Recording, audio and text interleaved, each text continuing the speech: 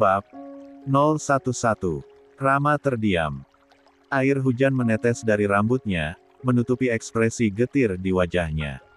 Kalau begitu, katanya pelan, setidaknya hati-hati. Orang yang tampak menolongmu, kadang hanya menunggu waktu untuk menukar segalanya dengan harga yang lebih tinggi. Ucapan itu menggantung di udara. Nia menatapnya sesaat, sebelum berbalik dan melangkah cepat ke mobil. Pintu tertutup, meninggalkan Rarna berdiri sendiri di tengah hujan deras. 2 hari kemudian, kantor keluarga Nia, Ardana Corp, dipenuhi kabar baru, Barrel Group akan tetap melanjutkan kerja sama strategis dengan mereka meski Global Tech resmi diakuisisi. Saat Nia tengah meneriksa laporan, pintu ruangannya diketuk pelan. Suara berat namun hangat menyusul dari balik pintu. "Nia, aku boleh masuk?" Nia menoleh, wajahnya langsung berubah sedikit lega. "Baby." Pria itu tersenyum tipis, mengenakan jas hitam rapi dan dasi warna biru tua. Di balik kesan tenangnya, ada aura otoritas khas orang yang terbiasa berhadapan dengan tekanan besar. "Aku dengar kau khawatir soal kelanjutan kerja sama dengan Global Tech." 67. Sedikit, jawab Nia sambil tersenyum kikuk. "Setelah semua kekacauan itu, aku takut posisi kita goyah." Baby mendekat, menaruh map di mejanya. "Tenang. Bara sudah memastikan, kerja sama dengan Ardana Corp tetap berjalan.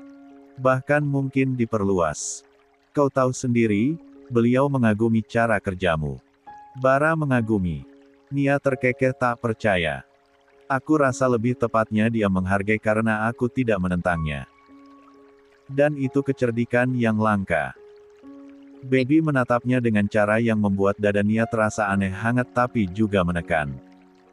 "Tapi, serius, jangan ikut campur terlalu jauh. Barrel Group tahu apa yang mereka lakukan." Nia menatapnya curiga. "Itu peringatan. Itu bentuk perhatian?" ucapnya pelan, sedikit tersenyum. "Kau terlalu keras pada diri sendiri, Nia. Dunia ini kejam, tapi kau tidak harus melawan semuanya sendirian." Ada jeda yang panjang. Pandangan mereka bertemu, lalu Baby menunduk sejenak, menyembunyikan senyum yang samar. "Aku tahu ini mendadak, tapi maukah kau menemaniku makan malam malam ini? Tidak formal, hanya 2 orang yang butuh jeda dari laporan."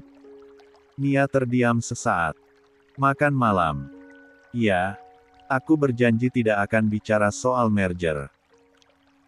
Senyum itu hangat dan sedikit menantang membuat Nia tak bisa menolak. "Baiklah," katanya akhirnya. "Tapi jangan salahkan aku kalau aku pilih menu mahal." Baby tertawa kecil. "Justru itu yang aku harapkan." Restoran tempat mereka bertemu malam itu terletak di lantai atas gedung kaca, dengan pemandangan kota Jakarta yang gemerlap di bawah hujan ringan. Lampu gantung berwarna emas menciptakan cahaya lembut di wajah Nia. "Kau sering ke sini?" tanya Nia sambil menatap sekeliling. "Kadang, kalau Bara ingin rapat santai," jawab Baby. "Tapi malam ini khusus. Aku ingin bersama seseorang, bukan rekan bisnis." Nia tersenyum kecil. Itu kalimat berbahaya diucapkan oleh seseorang dari Barrel Group. "Bahaya itu tergantung niatnya," balas Baby santai. "Dan aku tidak punya niat buruk." Pelayan datang membawa 2 gelas anggur merah. Mereka berbicara ringan tentang pekerjaan, lalu perlahan topik berubah menjadi hal-hal pribadi. "Aku masih ingat saat pertama kali kita bertemu di forum teknologi," kata Baby tiba-tiba. "Kau satu-satunya yang berani menolak tawaran Bara tanpa alasan yang manis." Nia tertawa. "Aku hanya ingin jujur. Kadang kejujuran justru lebih aman daripada politik." 68. "Dan itu alasan kenapa aku selalu ingin berbicara denganmu lagi," ucap Baby pelan, menatapnya tanpa berkedip. Nia terdiam. Ada getar halus di dadanya. Baby memang belum pernah menyatakan apapun, tapi dari caranya menatap, dari cara suaranya menurun setiap kali memanggil namanya. Nia tahu perasaan itu nyata. Namun momen tenang itu buyar ketika suara dari belakang menyela. Nia. Nia menoleh, wajahnya langsung berubah. Seorang pria berdiri beberapa meter dari meja mereka, Ray Armanda, mantan rekan bisnis sekaligus orang yang dulu pernah menembaknya, namun ia tolak. Kini, Ray datang dengan seorang wanita parubaya yang berpenampilan mewah di lengannya. Ray sapa Nia sopan tapi datar. Sudah lama tak bertemu. Ya, jawab Ray dengan senyum menyindir. Kau masih bertahan di perusahaan keluarga, ya? Kukira setelah proyek itu gagal, kau akan keluar dari dunia ini. Nada meremehkan itu membuat Nia menegang. Tapi baby, yang sejak tadi diam, menatap Ray dengan tenang. Proyek yang gagal. Suaranya datar, tapi tajam. Lucu. Karena proyek yang sama sekarang justru di bawah pengawasan Barrel Group. Dan kalau aku tidak salah ingat, orang yang menyelamatkannya adalah Nia sendiri. Ray tertegun. Kau siapa, sebenarnya? Baby berdiri perlahan. Baby Mahendra, katanya singkat. Sekretaris pribadi Bara Mahardika. Dan malam ini, aku sedang makan malam dengan salah satu mitra resmi kami. Wanita di samping Ray mencibir. Sombong sekali. Baby tersenyum ringan, tapi matanya tetap dingin. Sombong. Tidak. Aku hanya tahu di mana tempatku berdiri dan siapa yang pantas duduk di meja ini. Suasana restoran seketika sunyi. Ray tampak salah tingkah, menarik pasangannya pergi dengan wajah menerah. Setelah mereka pergi, Nia menghela napas dan menatap baby. Kau tidak perlu meladeninya seperti itu. Tidak meladeninya justru membuatmu terlihat kalah, balas baby santai, duduk kembali. Dan aku tidak suka melihatmu diremehkan. Nia menatapnya lama, bibirnya melengkung dalam senyum kecil. Kau tahu. Kadang aku lupa betapa menyebalkannya kau. Baby terkekeh. Tapi kau tetap datang, kan? Malam itu berlanjut dengan tawa pelan dan percakapan yang tak ingin diakhiri. Namun, di sela senyum yang mereka bagi, Nia sadar kata-kata Rama masih menggema di benaknya, jangan terlalu percaya siapapun, termasuk orang yang tampak paling tenang di sisimu. 69. Pagi itu, matahari memantul indah di atas atap rumah-rumah bergaya kolonial di pinggiran kota Zurich. Udara dingin tapi cerah, dan aroma kopi dari kafe seberang jalan bercampur dengan wangi roti panggang yang keluar dari dapur rumah keluarga Bara. Di halaman belakang yang menghadap danau, dua anak kecil berlari sambil tertawa riang. Maya dan Raga, kembar 5 tahun yang lincah berkejaran di rerumputan hijau, mengenakan sweater tebal dengan gambar kelinci dan robot. Papa, lihat. Aku bisa tangkap kupu-kupu. Teriak Maya sambil melompat kecil, mencoba menangkap satu di antara bunga lavender yang bermekaran. Bara tertawa, berdiri di teras dengan cangkir kopi di tangan. Kupu-kupu itu bukan untuk ditangkap, sayang. Biar dia bebas, iya. Raga yang sibuk dengan mainan mobilnya menimpali, Papa, kalau kupu-kupu bebas, nanti Maya sedih. Kalau begitu, Papa belikan kupu-kupu mainan saja, jawab Bara santai. Lia, yang duduk di kursi rotan dengan rambut dikuncir rendah, ikut tertawa. Aku heran, katanya dengan aksen lembutnya yang masih terdengar khas Indonesia, dua anak ini bisa bikin taman seluas ini terasa sempit. Bara menatapnya, senyum di bibirnya tak pernah lepas. Mungkin karena mereka punya energi yang tidak bisa diukur dengan meteran. Dan sepertinya, mereka turunanmu dalam hal itu, balas Lia sambil menyodorkan secangkir coklat panas ke arahnya. Aku masih ingat waktu kau tak bisa diam 1 menit pun saat di Bali dulu. Bara terkekeh pelan, menerima coklat itu. Waktu itu aku tak bisa diam karena aku takut kau pergi.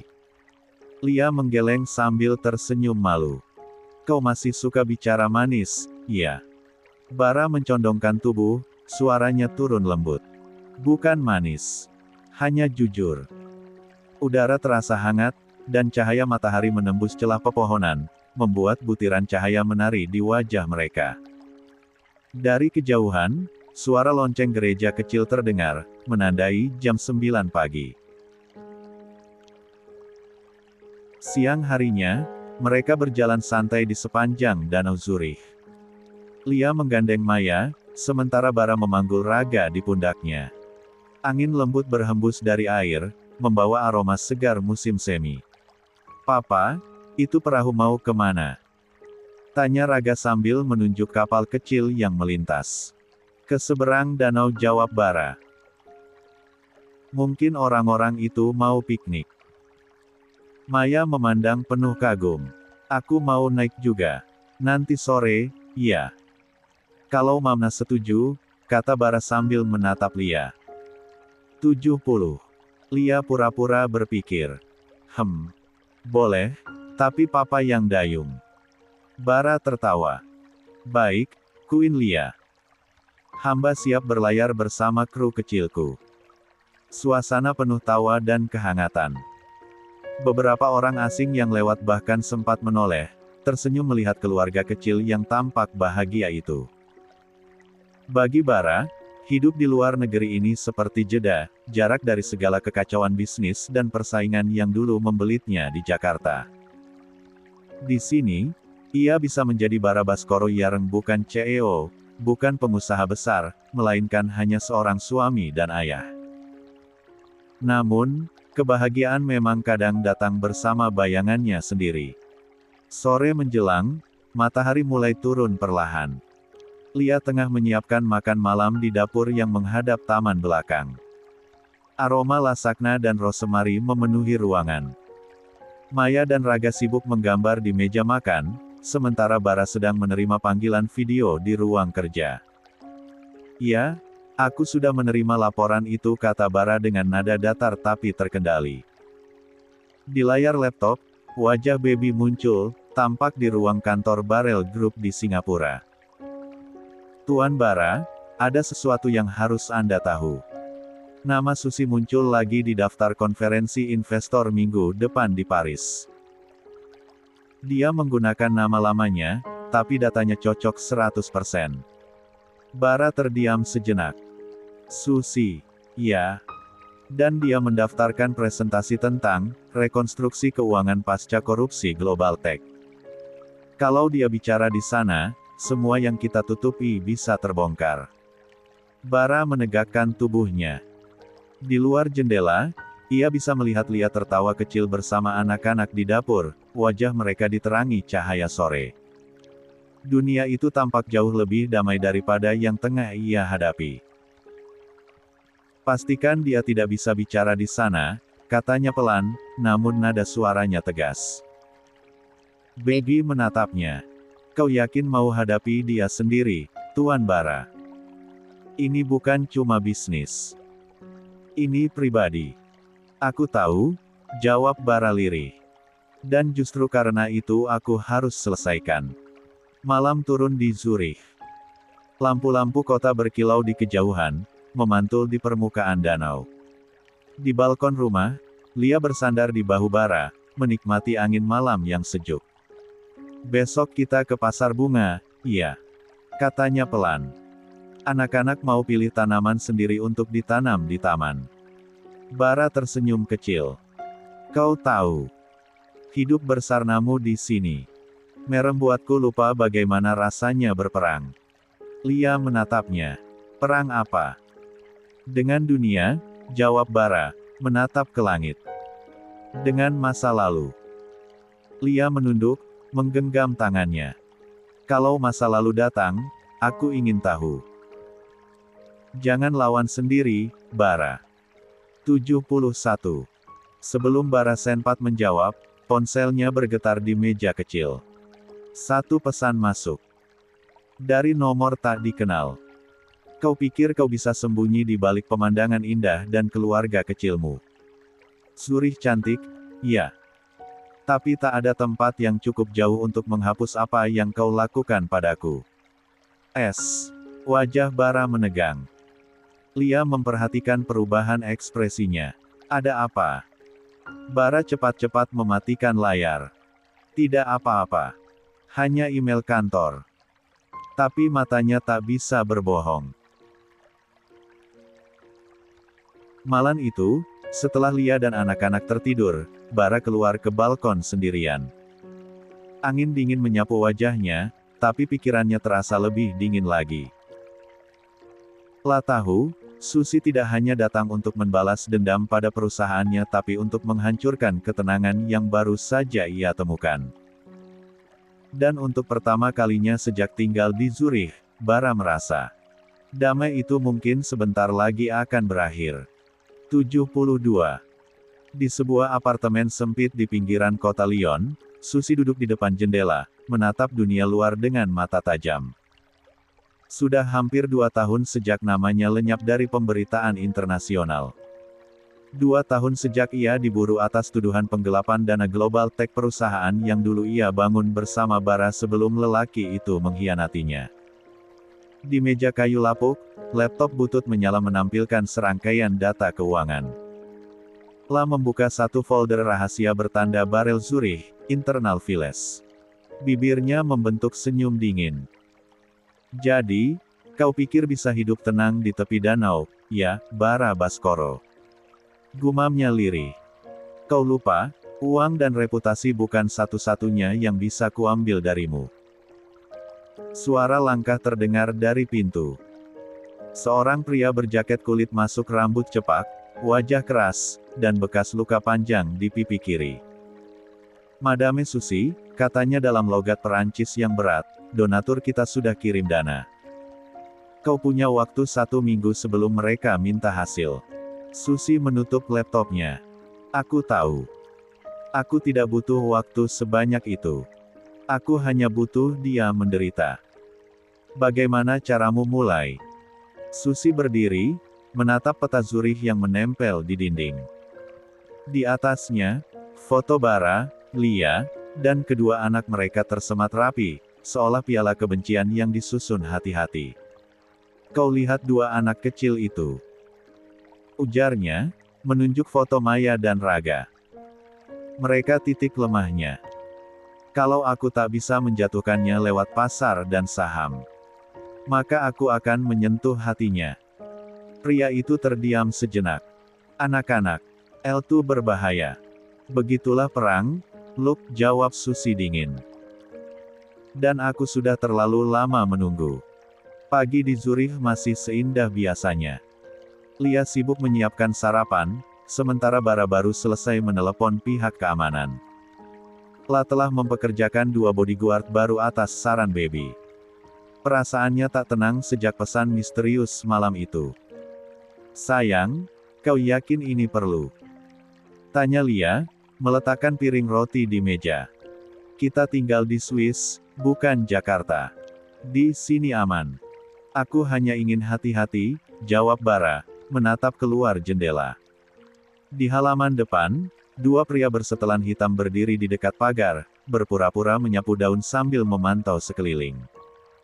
Percayalah, aku tahu seperti apa orang yang sudah kehilangan segalanya. Mereka tak takut apapun. Lia menatapnya, sedikit khawatir. Ini tentang pesan kemarin, ya. Siapa, itu? Bara terdiam sesaat, lalu memaksakan senyum. Tak penting, Lia. Aku hanya ingin memastikan kalian aman. Tapi di dalam dirinya, Bara tahu nama itu masih menancap dalam Susi. 73. Di tempat lain, di sebuah gudang tua dekat stasiun utama Zurich, Luke dan 2 orang anak buahnya sedang mengamati layar monitor dari kamera tersembunyi. Susi berdiri di belakang mereka, tangan menyentuh bibir, pikirannya berjalan cepat. Mobil mereka keluar setiap pagi jam 10 lewat sedikit, ujar Luke. Mereka selalu berjalan ke arah taman, dekat danau. Bagus, sahut Susi. Itu waktu terbaik. Dan anak buahmu yang di Paris sudah mengamankan tiket dan identitas palsu untukmu, tambah Luke. Kau bisa pergi kapan saja setelah rencana ini selesai. Susi tertawa pelan. Pergi. Oh tidak, Luke. Aku tidak akan pergi sampai aku melihat wajahnya hancur seperti yang kulihat di cermin setiap hari. La membuka koper kecil berisi beberapa alat komunikasi, 2 paspor, dan 1 foto lama, foto dirinya berdiri di samping Bara di sebuah konferensi Global Tech bertahun lalu. Dia mencampakkanku. Menyalahkanku atas skandal yang dia ciptakan sendiri. Tapi kali ini, aku yang akan menulis akhir ceritanya. Siang itu, Bara dan keluarganya berjalan santai di taman tepi danau. Matahari bersinar lembut, anak-anak berlari dengan riang. Lia sempat memotret mereka, tawa ringan mengalun dari bibirnya. Sesaat, Bara lupa dengan semua kekhawatiran. Namun, beberapa meter dari sana, seorang pria berjaket tebal memperhatikan mereka dari bangku tanan. La memegang earphone kecil di telinga. Target terlihat. Perempuan dan 2 anak bersama subjek utama, katanya pelan. Susi menjawab dari ujung lain. Tunggu sampai mereka berpencar. Jangan bodoh, Luke. Raga berlari ke arah sisi taman, mengejar balon yang hampir terbang. Maya tertawa mengejarnya. Lia sempat berlari kecil menyusul mereka, sementara Bara sibuk menerima panggilan singkat dari Baby soal laporan terbaru. Bara, suara Baby tegang, kami baru dapat informasi dari jaringan internal. Ada pergerakan dana besar atas Nana alias milik Susi. Sepertinya dia memang di Eropa. Hati-hati, dia. Tiba-tiba Bara mendengar suara jeritan kecil. La menoleh cepat. Lia. 2 pria asing berlari ke arah Lia dan anak-anak. Salah satunya mencoba menarik tangan Maya, tapi bodyguard yang berjaga tak jauh langsung melompat, menahan dan melumpuhkan mereka dalam hitungan detik. Raga menangis keras, Lia segera memeluk keduanya, gemetar. Bara berlari ke arah mereka, wajahnya memucat. Kalian tak apa-apa. Lia mengangguk dengan napas tersengal. Mereka mencoba membawa Maya. 74. Salah satu pria yang tertangkap berteriak, kau pikir bisa lari selamanya, Bara Baskoro. Dia akan datang untukmu. Bara menatapnya tajam. Dia. Tapi dalam hatinya, ia sudah tahu jawabannya. Malam itu, rumah mereka dijaga ketat. Lia mencoba menenangkan anak-anak yang masih ketakutan, sementara Bara berdiri di balkon, menelepon seseorang. Baby, aku ingin semua akses perjalanan dari Lyon, Paris, dan Frankfurt dipantau. Susi tidak mungkin jauh. Aku ingin dia ditemukan sebelum dia menemukan kami lagi. Baik, Tuan Bara. Tapi ingat, polisi Swiss tidak bisa dilibatkan terlalu dalam tanpa laporan resmi. Kalau dia bergerak sendiri, biarkan aku yang hadapi dia, potong Bara dingin. Ini urusanku. Lia muncul di belakangnya, mengenakan mantel tebal. Bara. Sudah cukup. Aku tahu siapa S itu, kan? Suaranya lirih tapi tenang. Perempuan yang dulu pernah bekerja bersamamu. Bara tak menjawab. Kau harus berhenti berperang, Bara. Anak-anak butuh ayah yang utuh, bukan prajurit yang hidup dalam bayangan. La menatap Lia, mencoba tersenyum. Kau benar. Tapi kadang bayangan itu datang sendiri. Beberapa hari berlalu. Keadaan tampak kembali normal. Anak-anak sudah kembali tertawa, Lia sibuk dengan proyek dekorasi rumah barunya. Namun, bara tahu badai belum benar-benar reda. Suatu sore, ketika mereka bersiap keluar ke pasar bunga, Lia berkata, aku turun duluan ke mobil, ya. Anak-anak sudah siap. Bara masih di ruang kerja, memeriksa berkas yang dikirim Baby. La baru keluar 5 menit kemudian dan mendapati mobil kosong. Bodyguard panik. Tuan, Nyonya Lia dibawa seseorang. Kami menemukan mobil pengganti di ujung jalan. Wajah Bara seketika pucat. Dunia seperti berhenti berputar. Beberapa jam kemudian, sebuah pesan masuk ke ponsel Bara. Akhirnya kita seimbang, Bara. Dulu kau mencuri hidupku, sekarang aku hanya mengambil sedikit darimu. S75. Di bawah pesan itu, ada foto Lia dengan mata tertutup, duduk di kursi di ruangan gelap. Bara menggenggam ponselnya erat hingga jemarinya memutih. Kau mau perang, Susi? Bisiknya.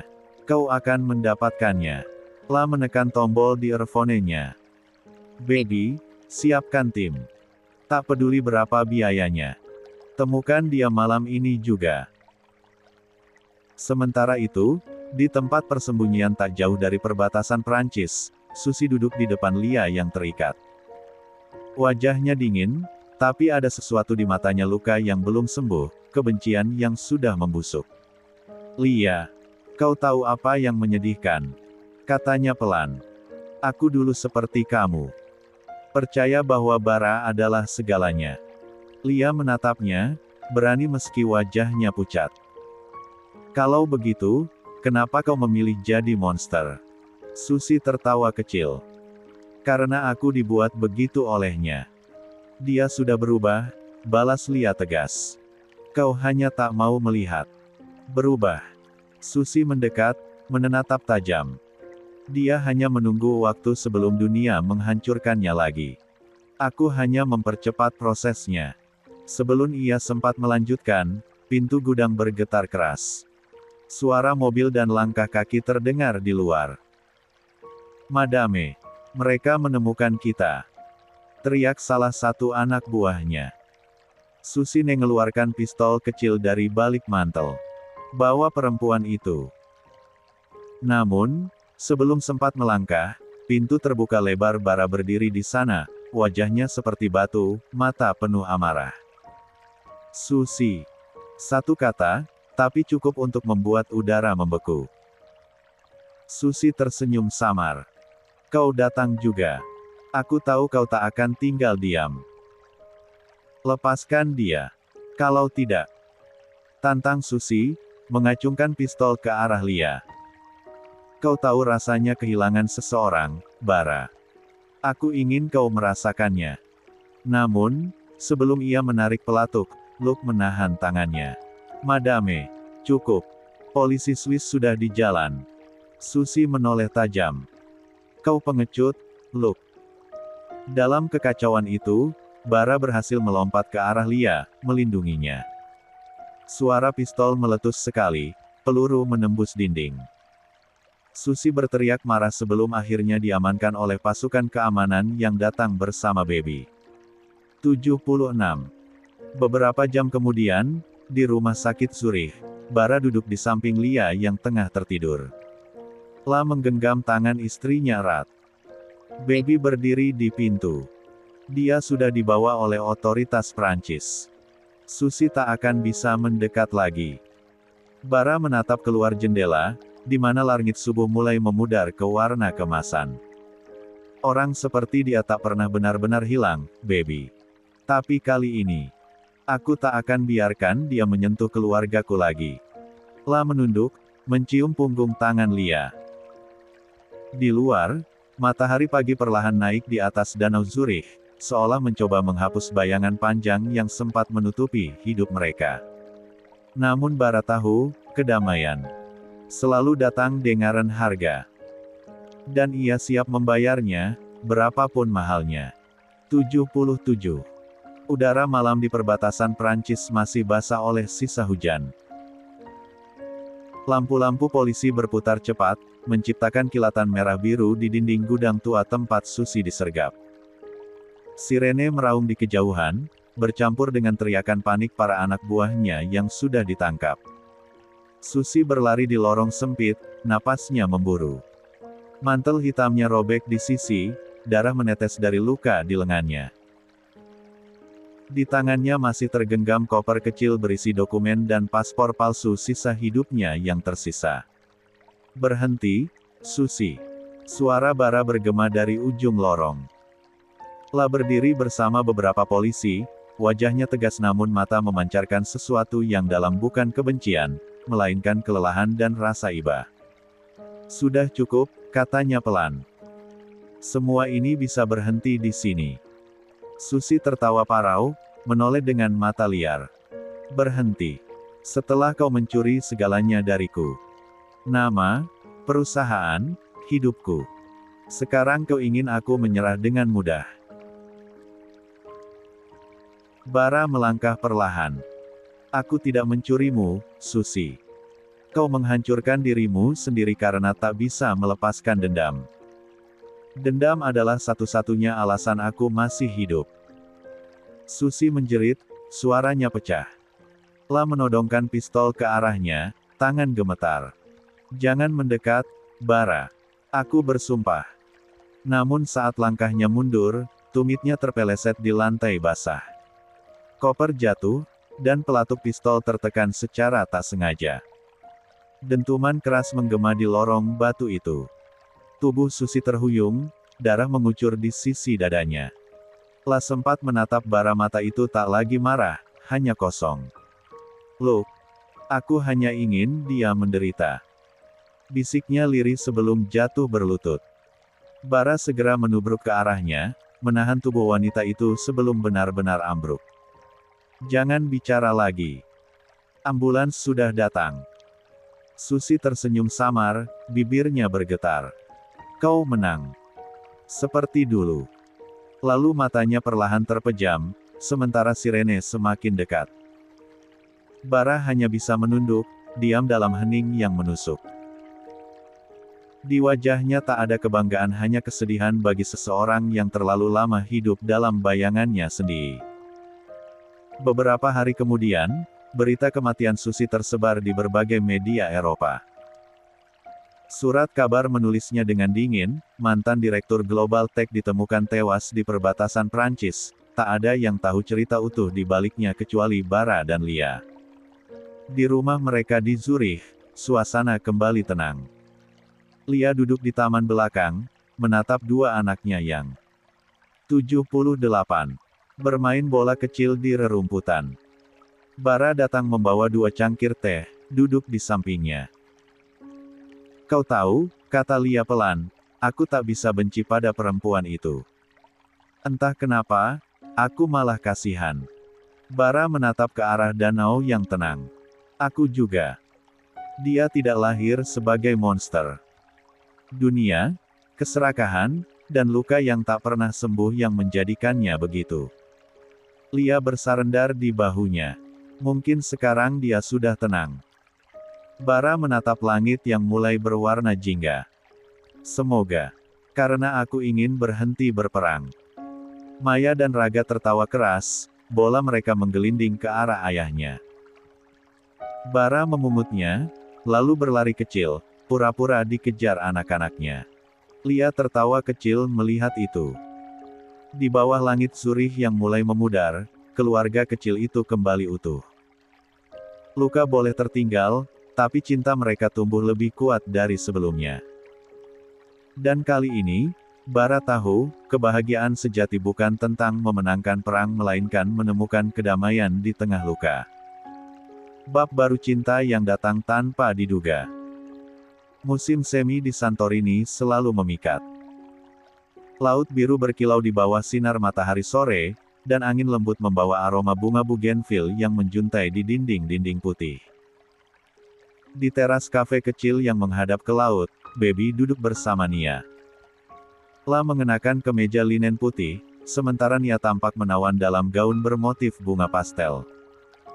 Mereka baru seminggu berada di Yunani, menikmati liburan setelah segala kekacauan bisnis dan urusan Bara selesai. Kalau aku tahu liburan barengmu seseru ini, kata Nia sambil tersenyum, mungkin aku akan pura-pura stres tiap bulan biar diajak lagi. Baby tertawa kecil. Kalau begitu, aku akan pastikan kamu stres tiap bulan. Jahat, Nia mencubit lengannya ringan. Tapi serius, Beb. Setelah semua yang terjadi, aku lega melihatmu bisa tertawa lagi. Kau kelihatan berbeda. Berbeda gimana? Lebih hangat. Dulu kamu seperti mesin kerja, tahu nggak? Baby menatapnya lama. Mungkin karena dulu aku tidak punya alasan untuk berhenti bekerja. Sekarang, Aku punya. Alasan apa? La tidak menjawab. Hanya menatap Nia dengan senyum samar. Lalu pelan, ia berdiri, mengambil sesuatu dari sakunya. 79. Nia. Suaranya tiba-tiba serius. Kau ingat waktu kita pertama kali bertemu di kantor Bara? Nia mengerjap. Tentu. Kau menumpahkan kopi ke laptopku. Dan kau hampir melemparku pakai stapler, lanjutnya sambil tertawa kecil. Tapi entah kenapa, dari hari itu aku tahu. Aku ingin kau tetap ada di hidupku. Nia menatapnya, jantungnya mulai berdegup cepat. Baby. Baby berlutut di hadapannya. Suara ombak lembut berpadu dengan hembusan angin senja. Dari dalam saku kecilnya, ia mengeluarkan kotak beludru hitam. Nia, aku bukan lelaki sempurna. Aku sering keras kepala, terlalu banyak bicara soal strategi bisnis, dan aku butuh seseorang yang bisa menertawakanku saat aku terlalu serius. Dan aku sadar, cuma kau yang bisa. Kotak itu terbuka, cincin perak berhiaskan batu biru kecil, berkilau seperti laut di hadapan mereka. Will you marry me? Katanya pelan tapi mantap. Menikah denganku, Nia. Nia menutup mulutnya, air matanya jatuh sebelum ia sempat menjawab. Orang-orang di kafe mulai menoleh, beberapa tersenyum melihat adegan itu. La mengangguk cepat, suaranya bergetar. Ya, baby. Aku mau. Baby berdiri, menyematkan cincin itu di jarinya, lalu memeluknya erat. Tepuk tangan spontan terdengar dari para turis di sekitar mereka. Aku janji. Bisik Baby di telinganya, aku akan buat hidupmu tenang. Tak ada drama, tak ada ketakutan. Hanya kita dan laut seindah ini. Nia tertawa di antara air mata. Kau romantis juga ternyata. Aku belajar dari Bara, sahutnya ringan. Tapi aku improvisasi sedikit. Mereka berdua tertawa, lalu duduk kembali di tepi teras, memandangi laut yang mulai diselimuti cahaya oranye.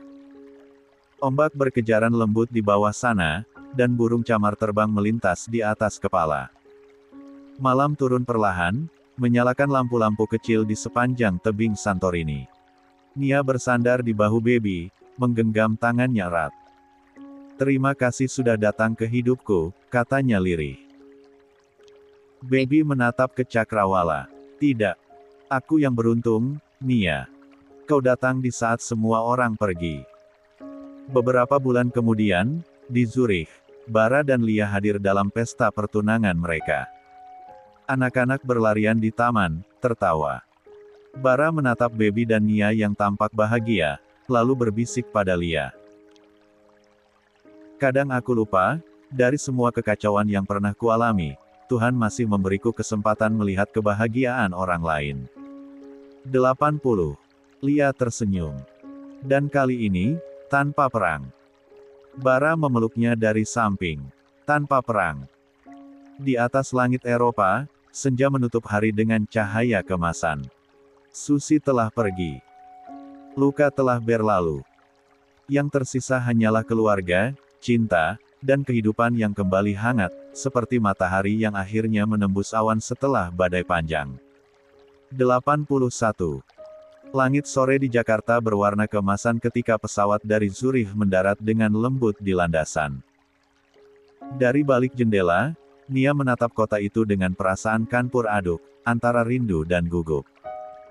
Di sebelahnya, Baby menggenggam tangannya pelan, memberi ketenangan yang ia butuhkan. Sudah siap? Tanya Baby lembut. Kita akan menghadapi sidang keluarga sebentar lagi. Nia tertawa kecil, tapi senyumnya tegang. Kau belum tahu Mama. Beliau bisa membuat rapat direksi terasa seperti taman kanak-kanak. Baguslah, jawab Baby ringan. Aku juga sudah siap. Aku punya pengalaman menghadapi Bara setiap pagi. Nia menatapnya dengan senyum hangat. Sejak hari pertunangan mereka di Santorini, Baby seolah berubah. Tak lagi sekadar pria yang sibuk mengurus dokumen perusahaan, Tapi lelaki yang tahu bagaimana membuatnya tertawa, merasa aman, dan dicintai. Sementara itu, di sisi lain kota, Rama menatap layar ponselnya. Berita tentang pertunangan Nia dan Baby sampai di telinganya. La membaca pelan, bibirnya menipis. Ada sesak di dada, tapi bukan amarah, hanya keikhlasan yang perlahan ia pelajari. Selamat, Nia, gumamnya lirih, menatap foto mereka di Santorini yang tertawa bahagia. Rama kini tinggal di apartemen kecil dekat pinggiran kota. Setelah semua kekacauan yang menimpa keluarga mereka, perusahaan lama milik keluarga bubar. Tapi ia tidak menyerah. La mulai membangun dari awal, membuka CV kecil di bidang konsultan teknologi, mempekerjakan beberapa orang muda yang punya semangat tinggi. Aku tidak ingin hidup di masa lalu, katanya pada dirinya sendiri suatu malam. Mama sudah memilih jalannya sendiri. Aku akan menebus nama keluargaku, bukan dengan dendam, tapi dengan karya. Setiap pagi, ia berangkat dengan langkah baru. La tak lagi menuntut siapapun. Bahkan pada Bara, ia tak menyimpan benci. La tahu, ibunya telah terlalu jauh melangkah, dan Bara hanya menghentikan apa yang sudah seharusnya berhenti. Rama bekerja siang malam, menolak tawaran besar demi menjaga idealismenya. La ingin membangun dengan jujur, tanpa permainan kotor seperti dulu. Dan meski hidup sederhana, di wajahnya mulai muncul cahaya tenang yang tak pernah ada sebelumnya. Sementara itu, di rumah besar keluarga Nia dan Baby baru saja tiba. Ruang tamu itu masih sama seperti dulu, walau tak semewah milik Bara, namun penuh lukisan mahal, dan suasana dingin yang seolah menisahkan antara kasih sayang dan gengsi. Baby, tolong bersikap sopan ya, bisik Nia. Mama bisa sensitif kalau merasa diremehkan. Tenang, jawab Baby dengan senyum percaya diri. Aku nggak akan bicara soal saham atau neraca keuangan. 82. Sebelum diminta. Saat pintu terbuka, Marna Nia, wanita anggun bergaun biru tua dengan kalung mutiara besar, memandang mereka dengan tatapan menilai dari ujung kepala hingga kaki. Jadi ini Baby. Suaranya lembut tapi mengandung tekanan. Asisten pribadi Bara. Bukan, Ma, jawab Baby sopan, menunduk sedikit. Sekretaris eksekutif. Tapi sekarang saya juga menjalankan beberapa proyek investasi untuk grup Zurich Capital. Mama Nia tersenyum tipis. Oh, jadi kamu masih bawahan Bara. Nia menahan napas, tapi Baby hanya tersenyum ramah. Bisa dibilang begitu. Tapi Bara memperlakukan saya seperti rekan, bukan bawahan. Kami tumbuh bersama di dunia bisnis. Dan saya berterima kasih pada beliau dan Nyonya Lia karena mempertemukan saya dengan Nia. Kalimat itu, diucapkan dengan nada tenang dan tulus, membuat suasana ruangan mendadak hening. Nia menatapnya kagum, Baby tahu persis bagaimana menjawab tanpa terlihat sombong. Tapi juga tidak merendah. Revan, kakak lelaki Nia, muncul sambil menepuk bahu Baby. Akhirnya bisa bertemu juga, bro. Aku dengar kau salah satu orang kepercayaan Bara. Wah, itu prestasi luar biasa. Baby tertawa kecil. Saya hanya beruntung dipercaya. Tapi kalau Revan mau, mungkin kita bisa bekerja sama di bidang digital nanti. Deal. Aku suka orang yang langsung to the point, sahut Revan bersemangat. Mama Nia menatap percakapan itu dengan raut sulit dibaca. Ada rasa tidak rela, tapi juga kekaguman yang mulai tumbuh. Lelaki ini tampak santai, namun jelas punya wibawa yang tidak dibuat-buat. Malamnya, setelah makan malam penuh basa-basi, Nia dan Baby duduk di teras belakang. Angin malam berembus lembut, membawa aroma melati dari taman kecil Mama. Kau hebat, kata Nia pelan. Kupikir Mama akan langsung mengusimu. Baby tertawa. Aku juga sempat berpikir begitu waktu beliau menatapku dari ujung meja makan. Dia memang begitu. Selalu menilai dari tampilan luar. Tak apa, jawab Baby sambil menggenggam tangannya. Aku akan buktikan pada beliau, bukan dengan kata-kata, tapi dengan caraku memperlakukanmu. Nia terdiam, lalu bersandar di bahunya. Kau tahu, dulu aku selalu merasa harus berjuang sendirian.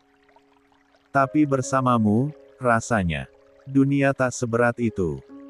Baby memandangi langit yang mulai bertabur bintang. Itu karena kau nggak sendirian lagi.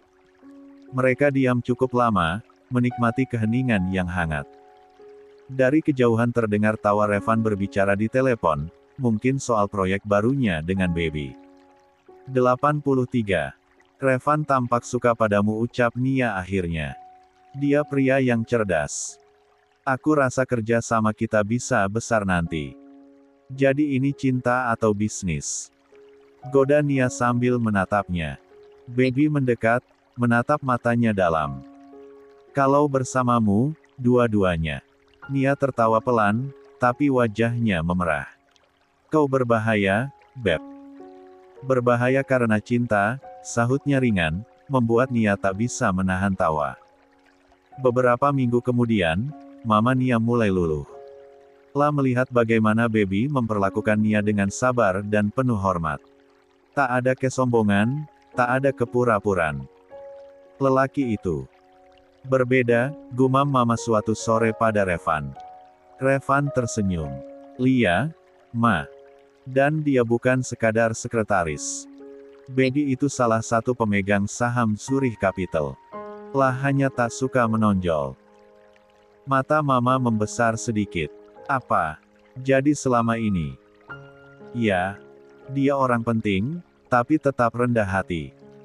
Sejak hari itu, sikap Mama berubah. La mulai memperlakukan Baby dengan lebih hangat, bahkan menanyakan rencana pernikahan mereka. Dan di tengah taman yang penuh bunga, Nia menatap Baby dengan senyum tak percaya. Aku pikir Mama takkan pernah menyukaimu. Baby menegang tangannya erat. Cinta yang tulus selalu tembus, bahkan hati yang paling keras sekalipun. Nia tersenyum. Kau benar. La memeluknya, dan untuk pertama kalinya, hidup terasa benar-benar sempurna tanpa bayang-bayang masa lalu, tanpa luka yang tersisa. Jangan lupa mampir ke karya autor terbaru ya, judulnya Mahar 5000. 84. Pagi itu, langit Jakarta tampak pucat, seperti menggambarkan suasana hati Rama yang makin hari makin kosong. La duduk di depan layar laptop, mata lelah menatap deretan angka dan proposal yang belum rampung. Sejak kebangkrutan bisnis lamanya, Rama menolak menyerah. La membangun lagi dari nol sebuah startup teknologi bernama CV Utama Tech. Kini, ia lebih sering berkutat dengan jadwal rapat, pitching ke investor, dan mencari mitra yang mau percaya padanya. Namun setiap kali malam datang, kelelahan itu berubah jadi hampa. Tak ada yang menyapanya di rumah. Tak ada suara langkah Kimi lagi. Hari itu, saat ia baru saja kembali dari pertemuan dengan salah satu klien potensial, seorang kurir datang membawa amplop putih tebal. Di sudutnya tertulis nama pengacara keluarga Kim. Rama membuka amplop itu perlahan, jantungnya berdetak pelan namun berat. Surat perceraian. Tangannya gemetar sesaat, lalu tenang kembali. La menatap lembaran itu cukup lama sebelum akhirnya tertawa getir. Ya. Akhirnya juga, gumamnya. Kim memang tak pernah benar-benar mencintainya. Mereka menikah karena urusan bisnis. Kimi adalah putri pemilik perusahaan besar yang dulu menjadi investor utama proyek Rama. Pernikahan itu hanyalah kesepakatan dingin, sebuah strategi untuk menjaga kerja sama antar keluarga. Namun ketika bisnisnya hancur karena krisis, Kim berubah. Tak ada lagi kata "kita" dalam setiap kalimatnya. Hanya "aku" dan "kamu". Beberapa hari setelah kebangkrutan diumumkan, Kim tak pulang lagi. Dan kini, Surat itu hanya mengukuhkan apa yang sebenarnya sudah lama terjadi. Rama menandatangani berkas itu tanpa banyak bicara. La mengembalikan amplopnya kepada pengacara yang menunggu di ruang tamu. Sampaikan pada Kimi, aku mengerti. Dan aku turuti semua pemintaannya. Setelah pintu tertutup, Rama berdiri lama di tengah ruang tamu.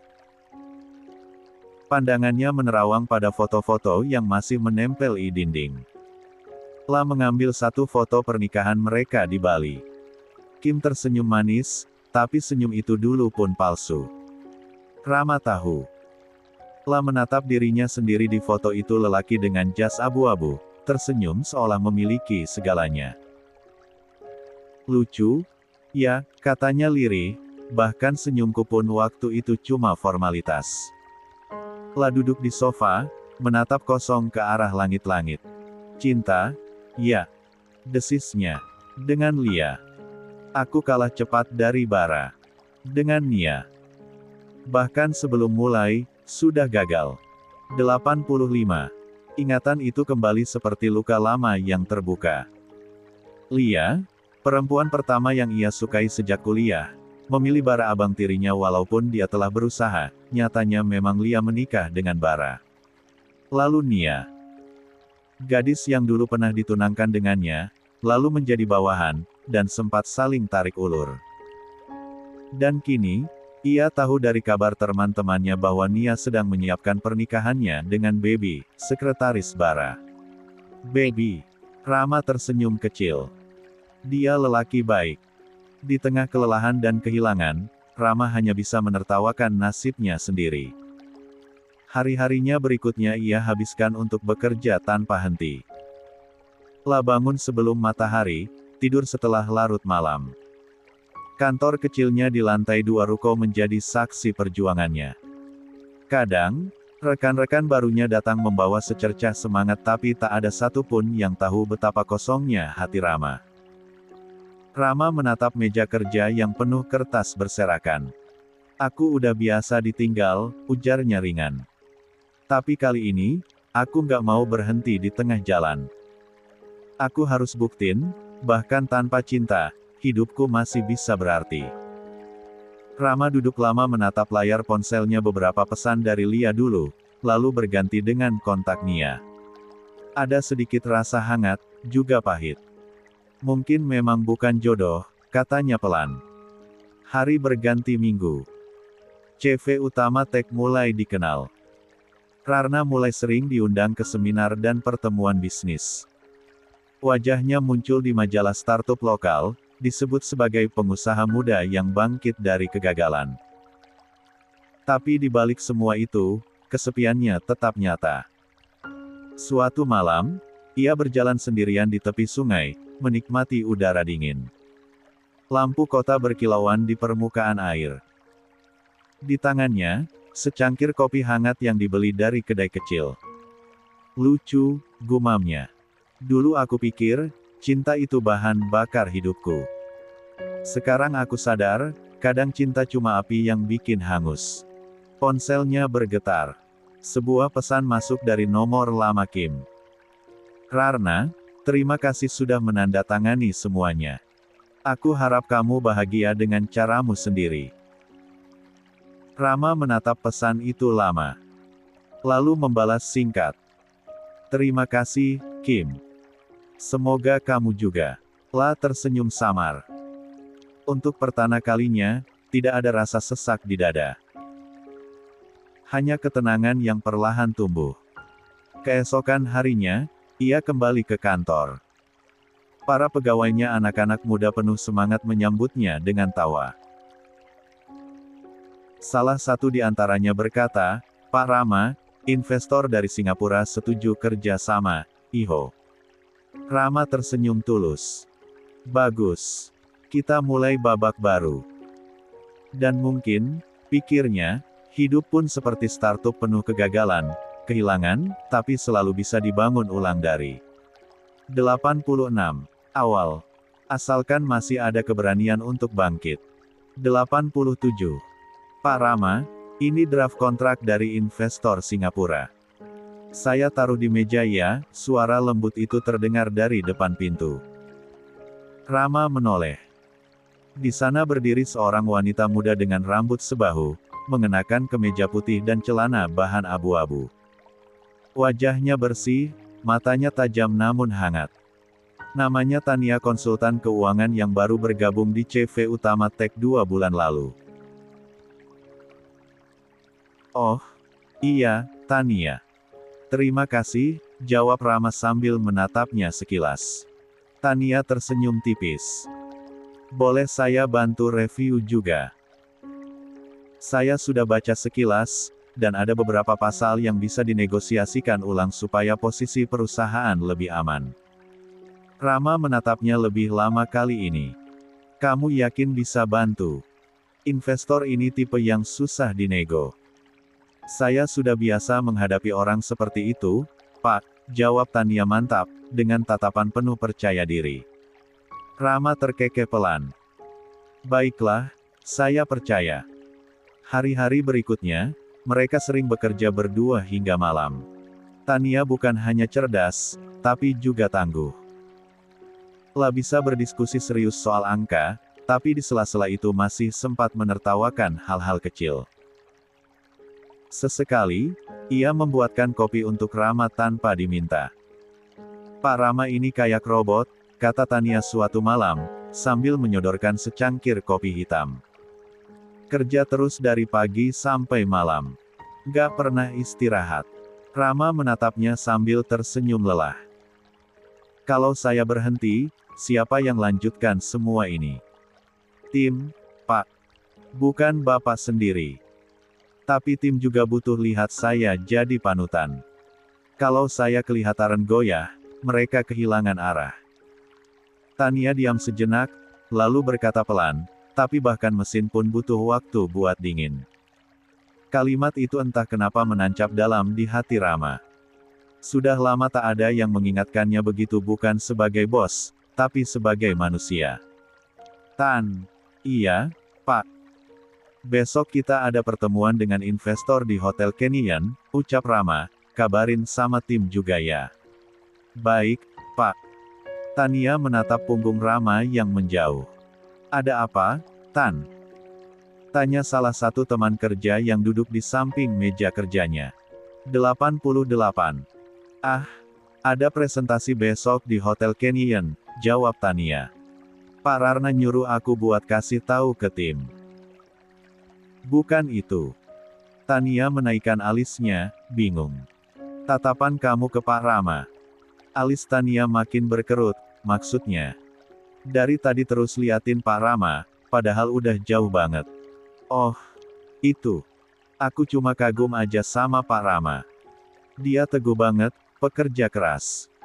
Aku juga sering lihat dia lembur-lembur gitu. Kalian ngerasa nggak sih? Kalau Pak Rama tuh kerja terlalu keras. Ya wajar sih, Tan, jawab temannya itu. Pak Rama kan udah ngerasain di titik terendahnya. Bayangin aja, perusahaannya bangkrut. Dia dicerai sama istrinya. Terus sekarang lagi bangun lagi mulai dari nol. Oh, ya. Loh, kamu enggak tahu. Beritanya udah nyebar kemana-mana. Hanya beberapa yang masih percaya pakai jasanya Pak Rama. Tania terdiam, dia memang terlalu lama tinggal di luar negeri, jadi tak tahu berita apapun di sini. Ah, iya. Tania kan lama tinggal di luar negeri. Wajar sih, kalau enggak tahu. Tania hanya tersenyum tipis. Coba aja cari, pasti masih ada laman atau artikel yang nulis tentang Pak Rama. Global Tech, saran temannya yang lain. Global Tech. Bisik Tania. Lia, itu kan milik Pak Rama. Dulu pernah perang saham sama Barrel Group. Dan akhirnya, yang ku dengar Global Tech diakuisisi sama Barrel Group. Lebih gilanya lagi, pemilik Barrel Group itu kakak tirinya Pak Rama. Astaga. Tania terdiam, tapi pikirannya terus sibuk, hatinya terenyuh. Seberat itu jalan yang sudah Rama lalui. Ini menambah rasa kagumnya pada sang bos. 89. Tania menarik napas panjang. Di bawah foto Rama yang tengah berjalan keluar dari gedung perusahaannya, ada kalimat yang menusuk hati. Pengusaha muda itu kehilangan segalanya dalam satu malam: perusahaan, reputasi, bahkan rumah tangganya. La menutup laptop, menatap kosong ke dinding kaca yang memantulkan bayangan dirinya. Seberapa kuat seseorang harus jadi, untuk bangkit dari kehancuran seperti itu? Gumannya lirih. Tan. Suara itu membuatnya menoleh. Rana berdiri di ambareng pintu, sudah berganti dengan kemeja biru dan jas hitam. Kamu belum pulang? Oh, Amin belum, Pak. Lagi nyiapin data tambahan buat presentasi besok, jawab Tania cepat, sedikit gugup karena ketahuan melamun. Rama tersenyum samar. Jangan kerja terlalu keras. Kata kamu, bahkan mesin pun butuh waktu buat dingin, kan? Tania tertawa kecil, pipinya memanas. Wah, Bapak ternyata ingat. Jelas. Itu nasihat mahal, kata Rama dengan nada hangat. Lalu ia menatap jam tangannya. Kamu udah makan? Tania menggeleng.